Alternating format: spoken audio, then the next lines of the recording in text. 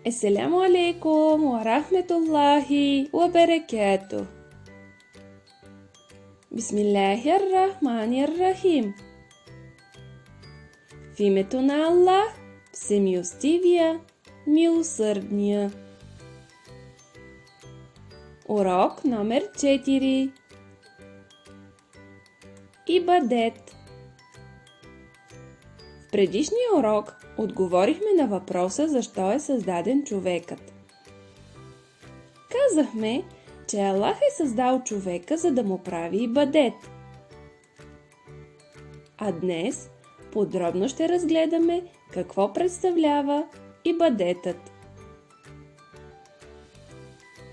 Ибадетите са всички позволени неща, които човек прави в името на Аллах.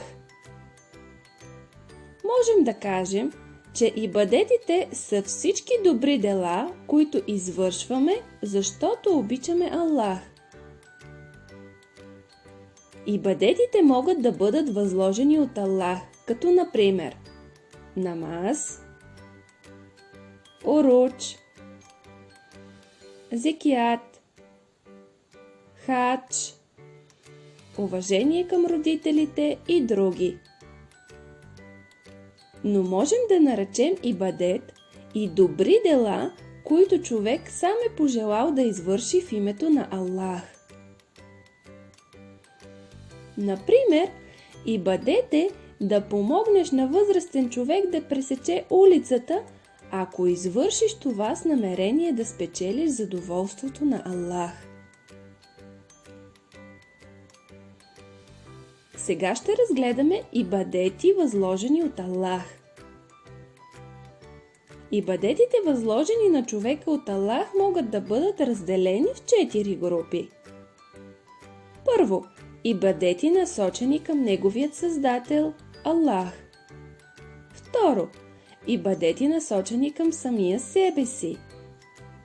Трето, ибадети, насочени към всички останали хора. Четвърто, ибадети, насочени към околната среда, жива и нежива. Ибадети, насочени към Създателя, са намаз, уруч, зекят, хадж. Чрез тях човек показва почитта и признателността си към Аллах. Ибадети, насочени към себе си, са грижа за собственото ни здраве, научаване на основни неща за религията ни, пазенето на честта, достоинството и целомъдрието си. Ибадети, насочени към останалите хора, са грижа за своите деца и родители, поддържане на роднинските връзки и други. Ибадет, насочен към околната среда, е грижата ни за нейната чистота. А сега ще разгледаме ибадети, които човек извършва по свое желание.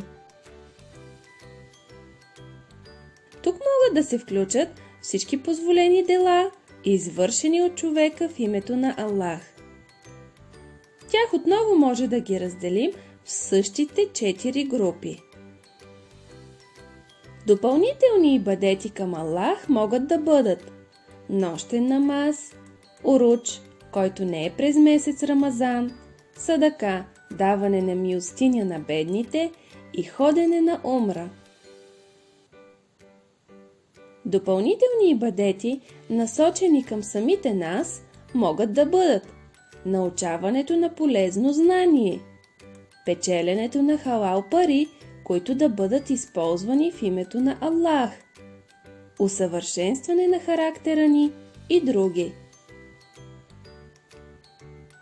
Допълнителни ибадети, насочени към останалите хора, могат да бъдат помощ на хора, когато са в нужда.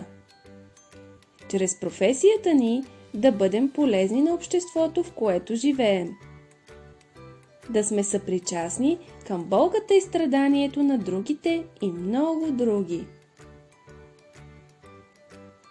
Допълнителни ибадети, насочени към околната среда, могат да бъдат да се грижим за животните и растенията, които ни заобикалят, да използваме по-малко вредни неща за околната среда, като например пластмасови опаковки и прибори за еднократна употреба.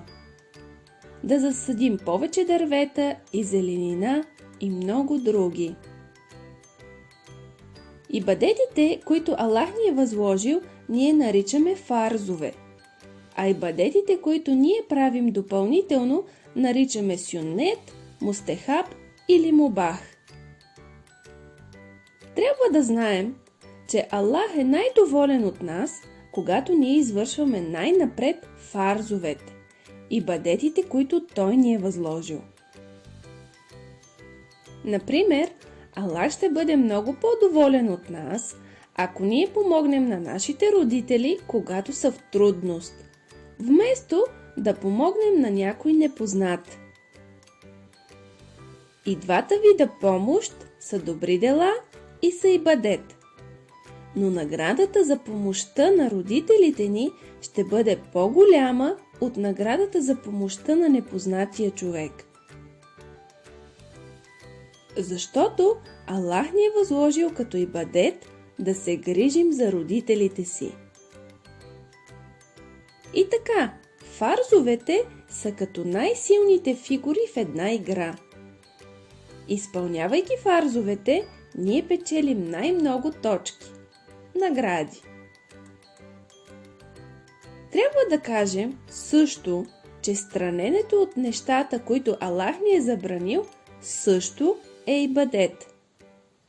Например, ибадет е, ако човек не лъже, а казва истината, дори и тя да не бъде благоприятна за него. Ибадет е, ако човек не краде, а си изкарва по позволен, халал начин прехраната и парите. Ибадет е, ако човек прояви търпение и не обиди човека, който го е ядосал. Много е важно да запомним две основни неща. Първо, ибадетите трябва да бъдат извършвани с намерение за Аллах, а не заради създанията на Аллах. Тоест, ако аз кланям намаз, за да видят хората колко съм набожен, това не е ибадет. Не е ибадет, и ако аз раздавам пари на бедните, само за да видят хората колко съм щедър.